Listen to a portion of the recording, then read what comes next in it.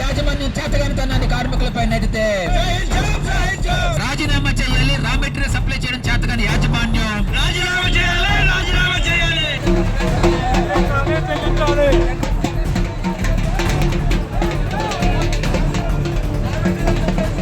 Visakhapatnam steel plant లో ఈ వాళ్ళకి కూడా పని చేయకుండా జీతాలు తీసుకున్నటువంటి వాళ్ళు ఎవరూ లేరు. అది రాష్ట్ర ముఖ్యమంత్రి గారు గుర్తించాలి మొట్టమొదట. అలాగే విశాఖపట్నం స్టీల్ ప్లాంట్ కి పూర్తి స్థాయి ఉత్పత్తి జరిగితే ఖచ్చితమైనటువంటి లాభాలు అనేటువంటివి వస్తాయి. దానికి కారణం ఇవాళ విశాఖపట్నం స్టీల్ ప్లాంట్ కి రా మెటీరియల్ ని సమకూర్చడంలో ప్రభుత్వ యాజమాన్యాలు వైఫల్యం చెందడం ద్వారా ఆ దానిని ఎటుపక్క చేయాలో తెలియకుండా ఇవాళ కార్మికుల మీద తోసేటువంటి కార్యక్రమాన్ని ప్రభుత్వం అటు యాజమాన్యం రెండు చేస్తున్నాయి. ఇది దుర్మార్గమైనటువంటి చర్య. అందులో భాగంగానే 15వ తారీఖున ఈ నెల 15వ తారీఖున మాకు ఉత్పత్తి చేసిన దాని మీద జీతాలు ఇస్తాననేటువంటి సర్క్యులర్ ని రిలీజ్ చేశారు. ఇది తప్పుడు విధానం.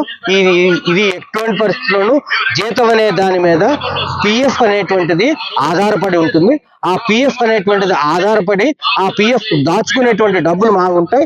ఆ డబ్బులు కూడా ఇవాళ మాకు రాకుండా చేసేటువంటి కార్యక్రమంలో యాజమాన్యం చేస్తోంది. ఇది దుర్మార్గమైనటువంటి చర్య.